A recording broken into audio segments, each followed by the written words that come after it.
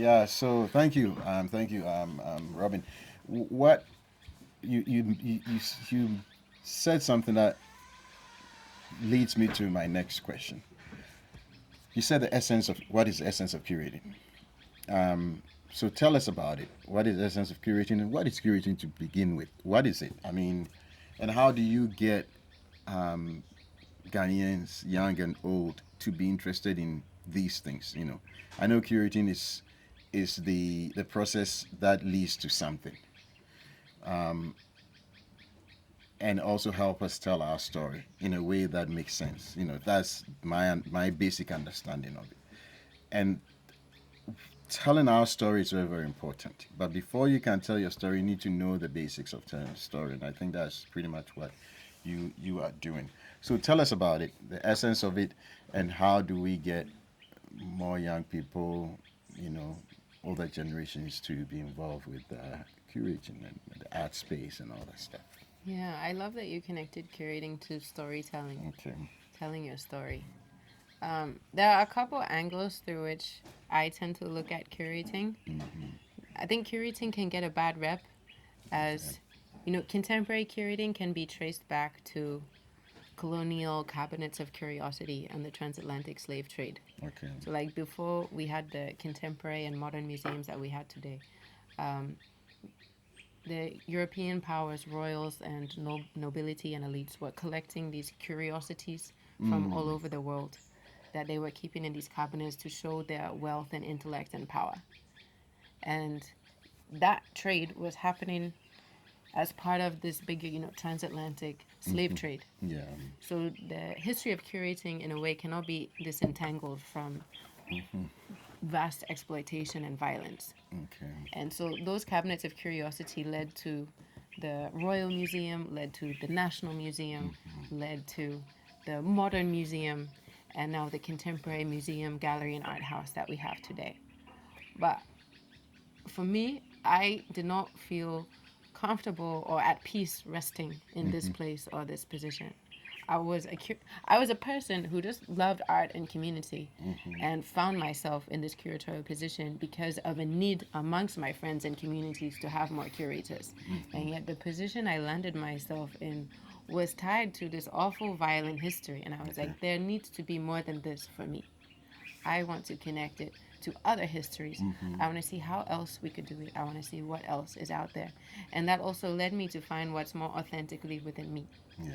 And so there's another side of curating today and before that, it's a very nurturing Mm-hmm. role, it's a very caring Mm-hmm. role. It's often that, though many of the most powerful curators today are men, there's Mm-hmm. generally far more women in the curatorial field. It's a very like mothering Okay. role, and you are the one kind of making sure all the other parties are held and Mm-hmm. cared for, whether it's the artist, the artwork, the institution, the Mm-hmm. board, the collectors, the audience, the public. That Mm-hmm. you have to make sure everyone else is okay, and it's Yeah. really supposed to be less about your story or you imposing on it, and more about you being a vessel for what is the story of the art and the artist or the history. Um, so, in a way, it can also be a sacrificial role, though at the same time is tied to power, institutional power and control, and determining the narrative. Yeah. Um, so there are these different kind of poles that I find curating oscillating between. I find myself in curating oscillating between, and I started when I started taking inspiration from fungi and forests and ecological networks. I started to see that actually curating has a much older history. When I Mm-hmm. was learning from healers and traditional knowledge keepers, I was like, whoa, this is actually quite like the curating that and the art that we are learning and doing in school. Mm-hmm. And in a way, what you see happening in art houses, but different. But I Mm-hmm. could connect. I could choose to Mm-hmm. connect it back to that and integrate some of those methods and knowledge systems into my curating, so Yeah. that a future curating for me could actually come from something ancestral, Okay. communal, Mm-hmm. indigenous. Um, and so traditionally, there were shamans who were receiving, or priests, Yeah. knowledge keepers who were receiving messages from the gods, from nature, from Mm-hmm. the community, Mm-hmm. and who were in charge of caring for the community, holding the community together, keeping unity, keeping balance. Of course, this was not always the case. This is an ideal. This is how it's supposed to go, because the traditional priests and shamans, and curanderos was actually one of the terms for these kind of caretakers, I think, in Mexico, Yeah. that I read about in Merlin Sheldrake's book about fungi. So you can see even the words like are connected. Kofi and Nonuofia Agosto also tell me that in Ewe there's like an ancient Ewe word, Kurachewa, which was like the original curator. So these things are traditions ancestrally in an indigenous context. But then also this violent modern Western history came Yeah. in as well. And they're kind of intersecting. And with awareness of this, we can choose how to position ourselves and what to do with it today. Yeah. And I also found that there are some useful aspects to this Western modern, like very museological form of curating, Yeah. because it can deliver a clear message. It can make a profit, which is necessary for sustainability. It's scalable. It's easy to massify. It makes things like very simple and orderly, which can be limiting, but can also make it work. But just knowing that I don't have to be limited to that, but I can still take from that and connect it to other things, has enabled my curating to be more expansive and to operate within and between systems. Okay. So for me, the essence of curating is several things. Like you said, the storytelling, the encounter, the consciousness, the community, Yeah. a mixture of love, care, commitment, sacrifice, but also self-expression and expansion. Right. Okay. Okay. Well, it's amazing.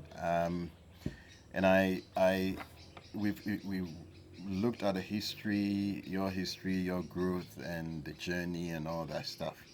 Currently, any interesting stuff in the pipeline or something you are working on um, here in Accra, maybe outside, that you would like to tell us about, and also maybe share some of the art spaces in Accra that you think people should spend some time to go to, especially families with kids. And I think that's something we don't do a lot as families. So these young families, young kids and stuff, on weekends, you can take these kids to some of these art spaces. And that, for me, I think is the beginning of just nurturing the minds and, challenging these kids to appreciate art, which is now becoming, I think it's much bigger than it used to be in Accra. So yeah, tell us a bit about what is going on and the art spaces in Accra that people can look at or visit and stuff like that. Certainly. Well, that's like asking a mother to pick her favorite children. But I'll try to answer and come back to that. You say all of the above, I'm sure. Yeah. Yeah. In terms of the projects I have on, there's the Writings on the Wall at SCCA Tamale, which is up Okay. until 13th March. Okay. Is a group show of work by women artists. That for me is not a survey, is not necessarily the best. Okay. It's really just about women who have influenced, whose arts and journeys have influenced my life and opened my consciousness. So it's a very personal and polyvocal approach to curating. If I learn something from it, I hope the public can learn something from it too. And Okay. fortunately, it came out very beautifully. It has this fantastic kind of room mural painting that gives this softened texture to the space. And the women really pulled out all the stops. It's quite a beautiful show in Tamale. Okay. And I'm also part of a group show in Dansoman that's lasting into maybe 20th January, Okay. where I'm actually participating as an artist. It's Okay. a show led by mostly art students from KNUST who curated it themselves with support from Dr. Bernard Okoye Jackson, and they invited me to show my hybrid curating artwork And you said it's in Dansuman. in Dansoman, at Della's Inn in Dansoman. Well, Danceman, I'm a Danceman Yes. old boy. I'm a Danceman old boy. So guys, go support. Go take a look at it. What did you say it is again? Della's Inn in Dansoman, and Della's it's called Inn. Beyond Maps. Beyond Maps. So please take a look. Google it, whatever. Take a look and go support. All right. The DC boys and girls, please do so. Okay. All right. But I mean, I can still mention some of the art spaces, though. You have Yes. to forgive me for whatever I forget to leave Well, out. But I think from we forgive across you. Accra, Kumasi, Tamale into the Volta region and the Western region, there's really exciting things happening. Yeah. I'll start backwards from Tamale, Mm-hmm. from the top. Yes. So there's SCCA, Mm-hmm. Tamale, there's Red Clay, there's Mm-hmm. Nuku Studio. Okay. In Kumasi, there's Black Star Lines and a whole network of artists and students who have studios, Mm-hmm. spaces, kind of pop-up events through Black Okay. Star Lines. In the Volta region, there's Intintim Museum, Yes. and it doesn't have a location, but Mm-hmm. Elolo Bosaka's communal initiative-based projects is also rooted in, the Volta region. Okay. Right. And Megbona has a space community, though I forget what it's Mm-hmm. called.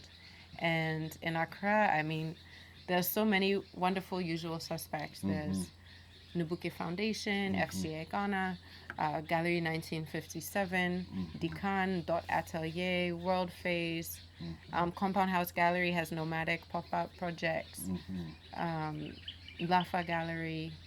You guys are gonna have to forgive me at whatever I'm blanking on right now, Yeah, but on the it's spot. really I put you on the exciting. spot. I'm sorry for that. Oh, But at that's fine. least you gave us a good amount. So at least we can take a look when we can. So maybe to round this whole thing up, conversation up. Um, how would you encourage a young person to get into this space? Growing up in an African, family, normally some things we don't take, parents don't really take serious, like the arts and music and all that stuff, which today we know is big, and it can be very big if we get a kids and nurtured at very early stage, you know. So, what would be your advice to young people who want to get in this space, and also parents who are like not sure how to get into this space of curating as well as the art, the fine art space in Ghana and elsewhere?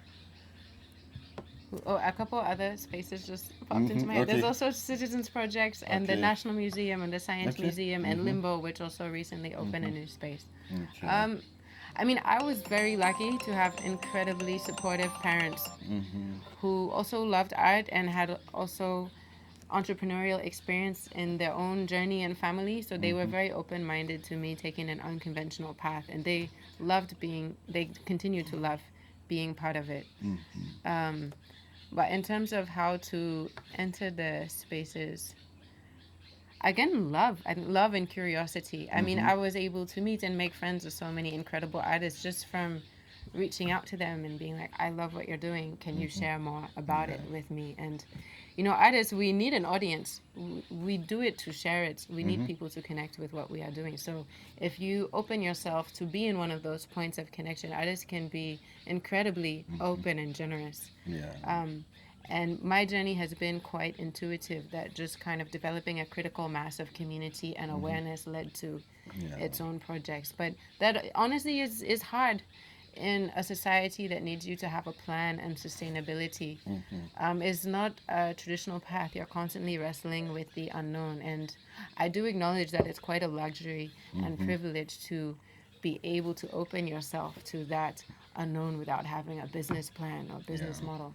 Um, but if you're fortunate to, that's great. And something that a lot of us do is to have maybe a commercial work or a side hustle or several side hustles Mm-hmm. that supports our independent practice. And I see this for people from all walks of life, whether you're supporting yourself, your family's not supporting you, and you're doing graphic design or commercial photography and then having your independent practice on the side, or you're like doing real estate and you're a real estate magnate, but you also love to create, so you're also doing your art on the side. You can do Yeah. that from any walk of life. Yeah. um, but for me, my being feeds on creation, and so I'm very lucky that I've been able to dedicate my life to that. And I think there's a lot of people out Mm-hmm. there who find or would find that they become more alive Mm-hmm. when they have some pockets of everyday life that are for pure imagination and creation. Okay. Okay. Okay. Great. I mean, thank you so much, Dr. Robin. I know you don't like it, but I love it. It rhymes, Dr. Robin.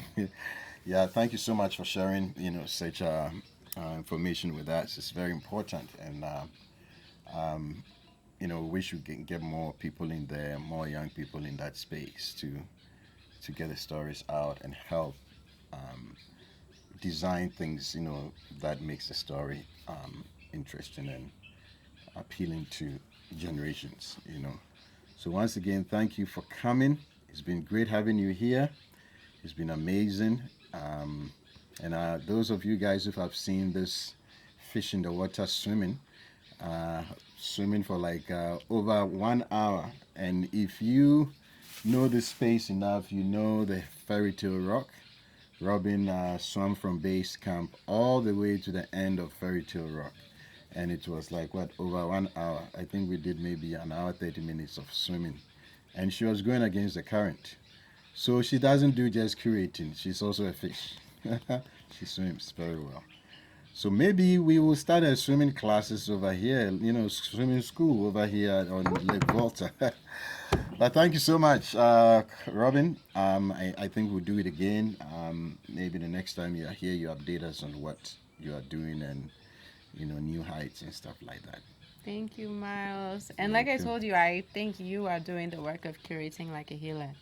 It doesn't have to be framed with a poster and press release that it's an exhibition, but it's Mm-hmm. creating a space, it's creating an experience, it's cultivating connection and Mm-hmm. community, and it has so many forms. Okay. From this physical space to our WhatsApp group to the conversations to Mm-hmm. the adventures, to I think the love and care Yeah. that you share with all of us.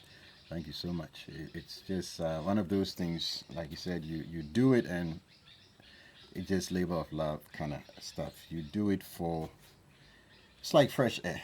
So thanks for also noticing it and bringing it up, to me, so that I'm also aware of, what I do and how I do it and how I serve, pretty much. So thank you again, my dear. Thanks, Miles. Boom. All righty.